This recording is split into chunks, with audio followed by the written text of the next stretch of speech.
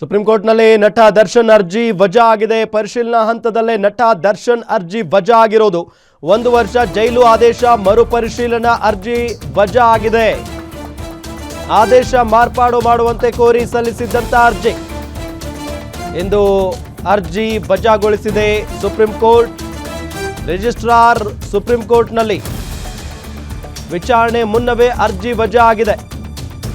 ರೇಣುಕಾ ಸ್ವಾಮಿ ಕೊಲೆ ಕೇಸ್ ಆರೋಪಿ ನಟ ದರ್ಶನ್ಗೆ ಶಾಕ್ ಆಗಿರೋದು. ಇವತ್ತು ಅರ್ಜಿಯನ್ನ ವಜಾಗೊಳಿಸಿರುವುದು ಸುಪ್ರೀಂ ಕೋರ್ಟ್ನಲ್ಲಿ ವಿಚಾರಣೆ ಮುನ್ನವೇ ಅರ್ಜಿ ವಜಾಗೊಂಡಿದೆ. ರೇಣುಕಾ ಸ್ವಾಮಿ ಕೊಲೆ ಕೇಸ್ ಆರೋಪಿ ನಟ ದರ್ಶನ್ಗೆ ನಿಜಕ್ಕೂ ಕೂಡ ಶಾಕಿಂಗ್ ವಿಚಾರಣೆ ಇದು. ಪರಿಶೀಲನಾ ಹಂತದಲ್ಲೇ ನಟ ದರ್ಶನ್ ಅರ್ಜಿ ವಜಾ ಆಗಿದೆ. 1 ವರ್ಷ ಜೈಲು ಆದೇಶ ಮರುಪರಿಶೀಲನಾ ಅರ್ಜಿ ವಜಾಗೊಂಡಿದೆ. ಆದೇಶ ಮಾರ್ಪಾಡು ಮಾಡುವಂತೆ ಕೋರಿ ಸಲ್ಲಿಸಿದ್ದಂತ ಅರ್ಜಿ ಇದು. ಇಂದು ಅರ್ಜಿ ವಜಾಗೊಳಿಸಿದೆ ಸುಪ್ರೀಂ ಕೋರ್ಟ್ ರಿಜಿಸ್ಟ್ರಾರ್. ಸುಪ್ರೀಂ ಕೋರ್ಟ್ನಲ್ಲಿ ಇನ್ನೂ ವಿಚಾರಣೆನೇ ನಡೆದಿಲ್ಲ. ವಿಚಾರಣೆಗೂ ಮುನ್ನಾನೇ ಅರ್ಜಿ ವಜಾ ಆಗುತ್ತೆ ಅಂತ ಅಂದ್ರೆ ಬಹಳ ಕಷ್ಟ. ರೇಣುಕಾ ಸ್ವಾಮಿ ಕೊಲೆ ಕೇಸ್ನ ಪ್ರಮುಖ ಆರೋಪಿ A2 ಆರೋಪಿ ದರ್ಶನ್ ಅವರಿಗೆ ಇದು ಶಾಕಿಂಗ್ ಸುದ್ದಿನೇ. 1 ವರ್ಷ ಜೈಲು ಆದೇಶ ಮರುಪರಿಶೀಲನಾ ಅರ್ಜಿ ವಜಾ ಆಗಿದೆ ಈಗ. ಸೊ ಆ ನಿಟ್ಟಿನಲ್ಲಿ ದರ್ಶನ್ ಆ್ಯಂಡ್ ಗ್ಯಾಂಗ್ಗೆ ಎಲ್ಲೋ ಒಂದು ಕಡೆ ಒಂದು ಭಯದ ವಾತಾವರಣ, ಜೊತೆಗೆ ಎಲ್ಲೋ ಒಂದು ಹೋಪ್ ಇತ್ತು. ಸೊ ಅದು ಕೂಡ ಈಗ ಮುಗ್ದಂಗೆ ಕಾಣಿಸ್ತಾ ಇದೆ.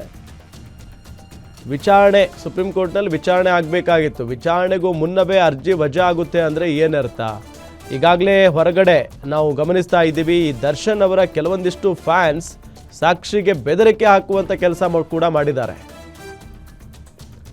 ಇದೇ ವಿಚಾರಕ್ಕೆ ಸಂಬಂಧಪಟ್ಟಂತೆ ಡೀಟೇಲ್ಸ್ ಕೊಡ್ತಾರೆ ನಮ್ಮ senior crime reporter Ajay Kumar ಸಂಪರ್ಕದಲ್ಲಿದ್ದಾರೆ. ಅಜಯ್, ಸುಪ್ರೀಂ ಕೋರ್ಟ್ನಲ್ಲಿ ವಿಚಾರಣೆಗೂ ಮುನ್ನವೇ ಅರ್ಜಿ ವಜಾ ಆಗುತ್ತೆ ಅಂದರೆ ಏನರ್ಥ?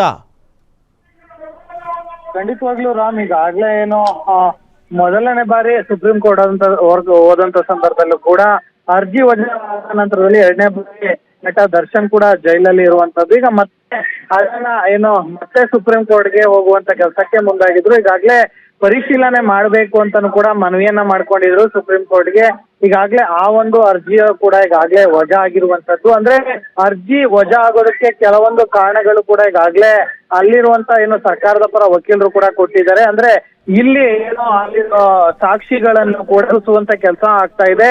ಅವರನ್ನು ಕೂಡ ಅರೆಸ್ಟ್ ಮಾಡಿದ್ದಾರೆ ಪೊಲೀಸರು. ಸೊ ಹೀಗಾಗಿ ಮುಂದಿನ ದಿನಗಳಲ್ಲಿ ಇದು ಇನ್ನೂ ಕೂಡ ಹೆಚ್ಚಾಗತ್ತೆ. ಇನ್ ಕೇಸ್ ಏನಾದ್ರು ಬೇಲ್ ಸಿಕ್ಕಿದೆ ಅದಲ್ಲಿ ಆ ಒಂದು ನಿಟ್ಟಿನಲ್ಲಿ ಈಗ ಬೇಲ್ ಕೊಡಬಾರ್ದು. ಮತ್ತೆ ಇನ್ನೊಂದು ವಿಚಾರ ಅಂತಂದ್ರೆ ಟ್ರಯಲ್ ನಡೀತಾ ಇರುವಂತದ್ದು. ಟ್ರಯಲ್ ಕೂಡ ಆಗ್ಲೇ ಸುಪ್ರೀಂ ಕೋರ್ಟ್ ಆದೇಶದ ಮೇರೆಗೆ ಕೂಡ ಬೇಗನೆ ಏನೋ ಸ್ಪೀಡ್ ಆಗಿ ಕೂಡ ಈಗಾಗಲೇ ಟ್ರಯಲ್ ಕೂಡ ಸ್ಟಾರ್ಟ್ ಆಗಿರುವಂತದ್ದು. ಈಗಾಗಲೇ ಅದಕ್ಕೆ ಅಂತಾನೆ ಕೋರ್ಟ್ ಕೂಡ ಕೆಲವು ಸೂಚನೆ ಕೂಡ ಕೊಟ್ಟಿತ್ತು ಲೋಯರ್ ಕೋರ್ಟ್ಗೆ. ಹೀಗಾಗಿ ಅವರು ಕೂಡ ಅದನ್ನು ಫಾಲೋ ಮಾಡಿಕೊಂಡು ಅಂದ್ರೆ ಪ್ರತಿದಿನ ಟ್ರಯಲ್ ಮಾಡುವಂತ ಕೆಲಸಕ್ಕೆ ಮುಂದಾಗಿದೆ.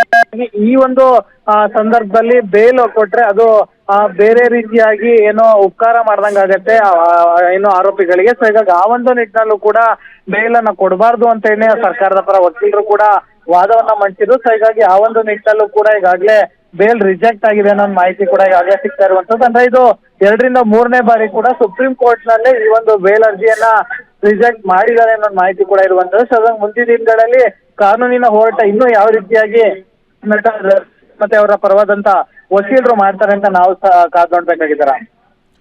ಇನ್ನೊಂದು ಈಗ ಅಜಯ್, ಬಹಳ ಪ್ರಮುಖವಾಗಿ ಚರ್ಚೆ ಆಗ್ತಾ ಇದ್ದಂತ ವಿಚಾರ ಏನಪ್ಪಾ ಅಂತ ಅಂದ್ರೆ ಈ ಡಿ ಬಾಸ್ ಅಥವಾ ಡಿ ಕಂಪನಿಯ ಒಂದು ಏನು ಗ್ರೂಪ್ ಇದೆ ಅದರ ಅಡ್ಮಿನ್ ಹೋಗಿ ಸಾಕ್ಷಿಗೆ ಬೆದರಿಕೆ ಹಾಕಿದ್ದ, ಅದೆಲ್ಲ ಚರ್ಚೆ ಆಗ್ತಾ ಇತ್ತು.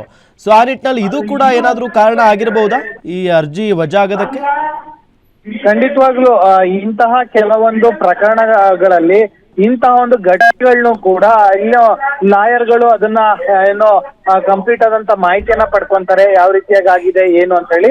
ಆ ನಂತರದಲ್ಲೇ ಅವರು ಕೂಡ ಕೋರ್ಟ್ ಮುಂದೆ ಹೋಗಿ ಜಡ್ಜ್ ಮುಂದೆ ಈ ರೀತಿಯಾಗಿ ಆಗಿದೆ ಅನ್ನೋ ಒಂದು ಮಾಹಿತಿಯನ್ನು ಕೂಡ ಅವ್ರಿಗೂ ಕೂಡ ಕೊಡ್ತಾರೆ. ಯಾಕಂದ್ರೆ ಈಗಾಗಲೇ ನೀವ್ ಹೇಳ್ದಂಗೆ ಆ ನಟ ದರ್ಶನ್ ಅವ್ರ ಹೆಸರು ಹೇಳ್ಕೊಂಡು ಅಂದ್ರೆ ಯಾವ್ದೋ ಒಂದು ಡಿ ಕಂಪನಿ ಅಂತ ಇರ್ಬೋದು, ಮತ್ತೆ ಕೆಲವೊಂದು ಯಾವ್ದೋ ಒಂದು ಫೇಸ್ಬುಕ್ ಅಥವಾ ಇನ್ಸ್ಟಾಗ್ರಾಮ್ ಅಲ್ಲಿ ಮಾಡುವಂತ ಪೇಜ್ಗಳೇನಿದೆ ಅದರಿಂದ ಇಲ್ಲಿ ಹೋಗಿ ಸಾಕ್ಷಿಗಳಿಗೆ ಬೆದರಿಕೆ ಹಾಕುವಂತದ್ದು, ಮತ್ತೆ ಅವ್ರಿಗೆ ಎದುರಿಸುವಂತದ್ದು, ಅವರಿಗೆ ಬೇರೆ ಬೇರೆ ರೀತಿಯಾಗಿ ಅವರನ್ನ ಕಾಂಟ್ಯಾಕ್ಟ್ ಮಾಡಿ ಈ ರೀತಿಯಾಗಿ ಹೇಳಿ ನೀವು ಅಂತ ಹೇಳುವಂತದ್ದು, ಇವೆಲ್ಲವೂ ಕೂಡ ಕಾನೂನಿಗೆ ವಿರುದ್ಧವಾಗಿರುತ್ತೆ. ಸೊ ನಿಟ್ಟಿನಲ್ಲಿ ಈಗಾಗಲೇ 3 ರಿಂದ 4 ಜನ ಆರೋಪಿಗಳು ಕೂಡ ಅರೆಸ್ಟ್ ಆಗಿರುವಂತದ್ದು. ಸೊ ಹೀಗಾಗಿ ಈ ಒಂದು ವಿಚಾರವನ್ನು ಕೂಡ ಸರ್ಕಾರದ ವಕೀಲರು ಏನಿರ್ತಾರೆ ಅವರು ಕೂಡ ಪ್ರಸ್ತಾಪವನ್ನು ಕೂಡ ಮಾಡಿರ್ತಾರೆ.